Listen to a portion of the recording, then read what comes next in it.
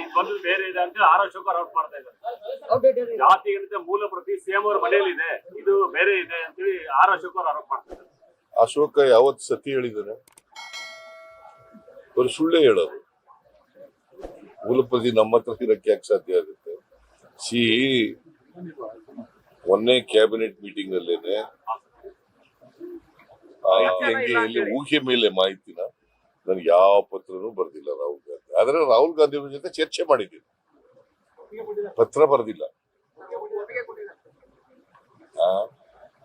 ಚರ್ಚೆ ಮಾಡಿದ್ದೀನಿ ಅಂದ್ರೆ ಏನ್ ಅರ್ಥ? ಚರ್ಚೆ ಮಾಡಿ ಮಣಿಸಿದೀನಿ ಅಂದ್ರೆ ಏನ್ ಅರ್ಥ? ಅವ್ರ ಒಪ್ಪಿಗೆ ಇಲ್ಲೇ ಮಣಿಸಕ್ಕಾಗತ್ತಾ?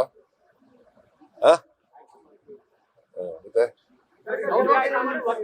ಒಬ್ಬೊಬ್ರು ಕೇಳಿ ಕಾಂಗ್ರೆಸ್ ಶಾಸಕರು ಇದಕ್ಕೆ ವಿರೋಧ ಮಾಡ್ತಾ ಇದ್ದಾರೆ. ಕಲಗಿರಿ ಕಾಂಗ್ರೆಸ್ ಶಾಸಕರು ತಾವೇ ತಮ್ಮ ಕ್ಷೇತ್ರದಲ್ಲಿ ಎಷ್ಟು ಲಿಂಗಾಯತರಿದ್ದಾರೆ ಅನ್ನೋದನ್ನ ಸರ್ವೆ ಮಾಡ್ತೀನಿ ಅಂತ ಇದ್ದಾರೆ. ನೋಡಪ್ಪ, ಯಾರು ಕ್ಯಾಬಿನೆಟ್ ನಲ್ಲಿ ವಿರೋಧ ಮಾಡಿಲ್ಲ.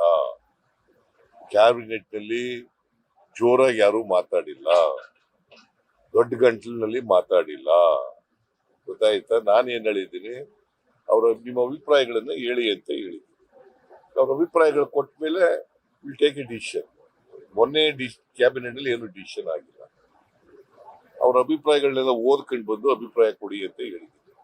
ಅವ್ರ ಅಭಿಪ್ರಾಯ ಕೊಟ್ಟ ಮೇಲೆ will discuss again in the cabinet and will take A decision.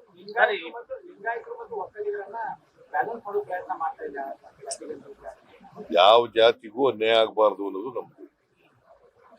ಲಿಂಗಾಯತರಿಗೂ ಅನ್ಯಾಯ ಆಗಬಾರ್ದು, ಬ್ರಾಹ್ಮಣರಿಗೂ ಅನ್ಯಾಯ ಆಗಬಾರ್ದು, ಒಕ್ಕಲಿಗರಿಗೂ ಅನ್ಯಾಯ ಆಗಬಾರ್ದು, ಜೈನರಿಗೂ ಅನ್ಯಾಯ ಆಗಬಾರ್ದು. ಯಾವ ಜಾತಿಗೂ ಅನ್ಯಾಯ ಆಗಬಾರ್ದು. ಇದು ಸೋಸಿಯೋ ಎಕನಾಮಿಕ್ ಅಂಡ್ ಎಜುಕೇಶನಲ್ ಸರ್ವೆ. ನಿಮ್ಗೆ ಅರ್ಥ ಆಯ್ತಾ? ಸುಮ್ಮನೆ ಯಾವನ ಗೊತ್ತಿಲ್ಲೇನೆ ಏನೋ ಮಾತಾಡಕ್ ಹೋಗ್ಬೇಡ ನೀನು.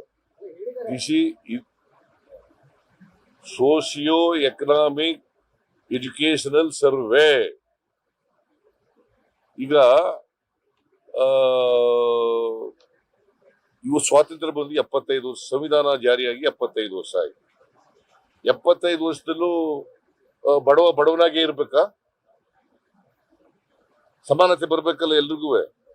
ಇನ್ನು ಜಾತಿಗೆ ಅಂಟ್ಕೊಂಡೇ ಇರ್ಬೇಕಾ? ಎಜುಕೇಶನ್ ಸಿಕ್ಬೇಕಲ್ಲ ಬೇಡ? ಈಗ ಮುಸಲ್ಮಾನರಿಗೆ ಎಜುಕೇಶನ್ ಸಿಕ್ಬೇಕ ಬೇಡ? ಹಿಂದುಳಿದವರಿಗೆ ಬಡವರಿಗೆ, ಎಲ್ಲಾ ಜಾತಿ ಬಡವರು, ಒಂದ್ ಜಾತಿ ಅಂತಲ್ಲ, ಎಲ್ಲಾ ಜಾತಿಲಿ ಇರ್ತಕ್ಕಂಥ ಬಡವರಿಗೆ ಎಜುಕೇಶನ್ ಸಿಕ್ಬೇಕಾ ಬೇಡವಾ? ಮತ್ತೆ ಅವ್ರಿಗೆ ಆರ್ಥಿಕವಾಗಿ ಸಾಮಾಜಿಕ ಶಕ್ತಿ ತುಂಬಬೇಕಾ ಬೇಡವಾ?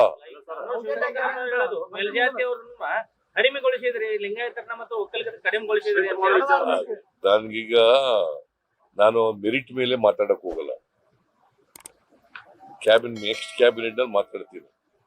ಈಗ ಅಭಿಪ್ರಾಯ ಕೇಳಿದ್ದೀನಿ, ಅಷ್ಟು ಬರೀರಿ ಸಾಕು.